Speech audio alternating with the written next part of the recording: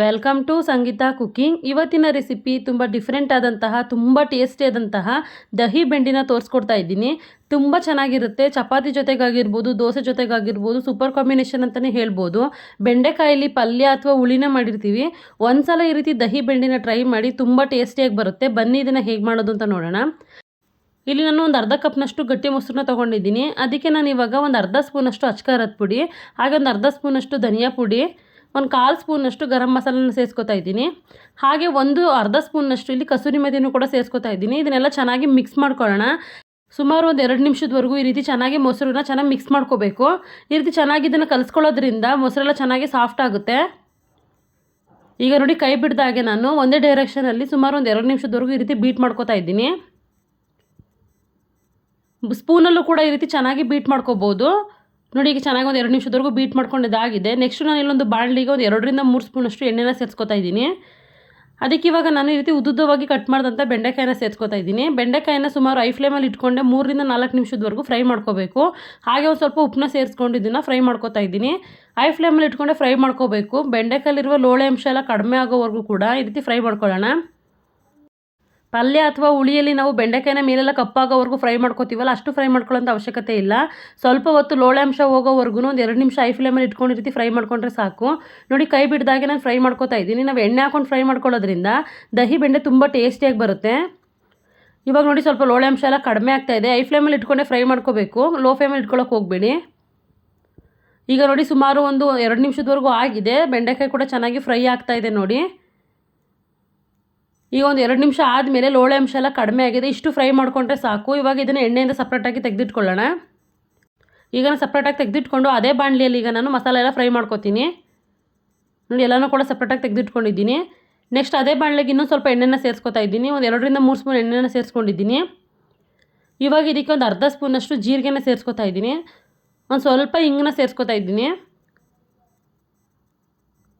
ನೋಡಿ, ಇಷ್ಟು ಸಾಕು.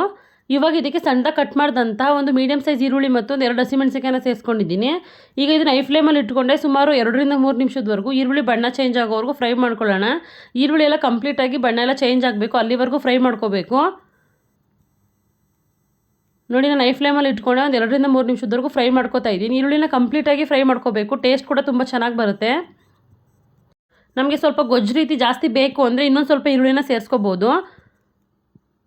ನೋಡಿ, ಇವಾಗ ಐ ಫ್ಲೇಮಲ್ಲಿ ಇಟ್ಕೊಂಡೆ ಸುಮಾರು ಒಂದು 2ರಿಂದ 3 ನಿಮಿಷದವರೆಗೂ ಫ್ರೈ ಮಾಡ್ಕೊಂಡು ಇದಾಗಿದೆ. ಈರುಳ್ಳಿ ಎಲ್ಲ ಕಂಪ್ಲೀಟಾಗಿ ಫ್ರೈ ಆಗಿದೆ. ಇವಾಗ ಇದಕ್ಕೆ ನಾನು 2 ಮೀಡಿಯಮ್ ಸೈಜ್ ಟೊಮೊಟೊನ ಸಣ್ಣದಾಗಿ ಕಟ್ ಮಾಡ್ಕೊಂಡು ಸೇರಿಸ್ಕೊಂಡಿದ್ದೀನಿ. ನಾನಿಲ್ಲಿ ಹುಳಿ ಟೊಮೊಟೊನ ತೊಗೊಂಡಿದ್ದೀನಿ. ಇವಾಗ ಇದನ್ನು ಕೂಡ ಐ ಫ್ಲೇಮಲ್ಲಿ ಇಟ್ಕೊಂಡೆ ಚೆನ್ನಾಗಿ ಸಾಫ್ಟ್ ಆಗೋವರೆಗೂ ಕೂಡ ಫ್ರೈ ಮಾಡ್ಕೋಬೇಕು. ಟೊಮೊಟೊ ಎಲ್ಲ ಕಂಪ್ಲೀಟಾಗಿ ಸಾಫ್ಟ್ ಆಗೋವರೆಗೂ ಕೂಡ ಒಂದು 2ರಿಂದ 3 ನಿಮಿಷದವರೆಗೂ ಇದನ್ನು ಫ್ರೈ ಮಾಡ್ಕೋತೀನಿ. ನೋಡಿ, ಚೆನ್ನಾಗಿ ಫ್ರೈ ಆಗ್ತಾಯಿದೆ. ಒಂದು 2ರಿಂದ 3 ನಿಮಿಷದವರೆಗೂ ಫ್ರೈ ಮಾಡಿಕೊಂಡ್ರೆ ಟೊಮೊಟೊ ಎಲ್ಲ ಕೂಡ ಸಾಫ್ಟ್ ಆಗುತ್ತೆ. ಇವಾಗ ಇದಕ್ಕೆ ನಾನು ಒಂದು ಅರ್ಧ ಸ್ಪೂನ್ನಷ್ಟು ಅಚ್ಕಾರದ ಪುಡಿನ ಸೇರಿಸ್ಕೊಂಡಿದ್ದೀನಿ. ಹಾಗೆ ಒಂದು ಸ್ವಲ್ಪ ಅರಿಶಿನ ಸೇರಿಸ್ಕೊತಾ ಇದ್ದೀನಿ. ಹಾಗೆ ಇಲ್ಲಿ 1 ಸ್ಪೂನಷ್ಟು ಧನಿಯಾ ಪುಡಿನೂ ಕೂಡ ಸೇರಿಸ್ಕೊಂಡಿದ್ದೀನಿ. ಇವಾಗ ಇದನ್ನು ಕೂಡ ಎಣ್ಣೆಯಲ್ಲಿ ಸ್ವಲ್ಪ ಹೊತ್ತು ಫ್ರೈ ಮಾಡ್ಕೊಳ್ಳೋಣ. ಮಸಾಲೆ ಎಲ್ಲ ಸ್ವಲ್ಪ ಎಣ್ಣೆಯಲ್ಲಿ ಫ್ರೈ ಮಾಡ್ಕೊಳ್ಳೋದ್ರಿಂದ ಟೇಸ್ಟ್ ತುಂಬ ಚೆನ್ನಾಗಿರುತ್ತೆ. ಮಸಾಲ ಪುಡಿಯಲ್ಲಿರುವ ಹಸಿ ವಾಸನೆ ಕೂಡ ಈ ರೀತಿ ಫ್ರೈ ಮಾಡ್ಕೊಳ್ಳೋದ್ರಿಂದ ಕಡಿಮೆ ಆಗುತ್ತೆ. ನಾನು ಈಗ ಮೀಡಿಯಮ್ ಉರಿಯಲ್ಲಿ ಇಟ್ಕೊಂಡು ಸುಮಾರು ಒಂದು ಅರ್ಧ ನಿಮಿಷದವರೆಗೂ ಈ ರೀತಿ ಫ್ರೈ ಮಾಡ್ಕೊತೀನಿ. ಈ ರೀತಿ ಫ್ರೈ ಮಾಡ್ಕೊಳ್ಳೋದ್ರಿಂದ ಕಲರ್ ಕೂಡ ತುಂಬ ಚೆನ್ನಾಗಿ ಬರುತ್ತೆ. ನೋಡಿ, ಈಗ ಮಸಾಲ ಪುಡಿ ಎಲ್ಲ ಫ್ರೈ ಮಾಡ್ಕೊಂಡು ಇದಾಗಿದೆ. ಇವಾಗ ಇದಕ್ಕೆ ನಾನು ಮೊದಲೇ ಕಲಸಿಟ್ಟಂಥ ಮೊಸರನ್ನ ಸೇರಿಸ್ಕೊತಾ ಇದ್ದೀನಿ. ಈಗ ಎಲ್ಲ ಮೊಸರನ್ನು ಕೂಡ ಸೇರಿಸ್ಕೊಂಡಿದ್ದಾಗಿದೆ. ಇವಾಗ ಇದನ್ನು ಕೂಡ ಸ್ವಲ್ಪ ಹೊತ್ತು ಹಾಗೆ ಫ್ರೈ ಮಾಡ್ಕೊಳ್ಳೋಣ. ಒಂದು ಅರ್ಧ ನಿಮಿಷದವರೆಗೂ ಫ್ರೈ ಮಾಡ್ಕೊಂಡ್ರೆ ಸಾಕು. ನಾನು ಇವಾಗ ಮೀಡಿಯಮ್ ಉರಿಯಲ್ಲಿ ಇಟ್ಕೊಂಡು ಫ್ರೈ ಮಾಡ್ಕೊತಾ ಇದ್ದೀನಿ. ನೋಡಿ, ಈಗ ಕೈ ಬಿಡ್ದಾಗೆ ಈ ರೀತಿ ಮಸಾಲ ಎಲ್ಲ ಮಿಕ್ಸ್ ಆಗೋವರೆಗೂ ಕೂಡ ಇದನ್ನು ಚೆನ್ನಾಗಿ ಮಿಕ್ಸ್ ಮಾಡ್ಕೋಬೇಕು. ಈ ರೀತಿ ಎಲ್ಲನೂ ಕೂಡ ಫ್ರೈ ಮಾಡ್ಕೊಂಡಿದ್ದಾಗಿದೆ. ಇವಾಗ ಇದಕ್ಕೆ ಒಂದು ಲಿಡ್ನ ಕ್ಲೋಸ್ ಮಾಡಿ ಸುಮಾರು ಒಂದು 5 ನಿಮಿಷದವರೆಗೂ ಹಾಗೆ ಬಿಟ್ಬಿಡಬೇಕು. ನೋಡಿ, ನಾನು ಮೀಡಿಯಮ್ ಉರಿಯಲ್ಲೇ ಒಂದು 5 ನಿಮಿಷದವರೆಗೂ ಬಿಟ್ಟಿದ್ದೀನಿ. ಎಣ್ಣೆ ಎಲ್ಲ ಕೂಡ ಮೇಲ್ಗಡೆ ತೇಲ್ ಬಂದಿದೆ ನೋಡಿ.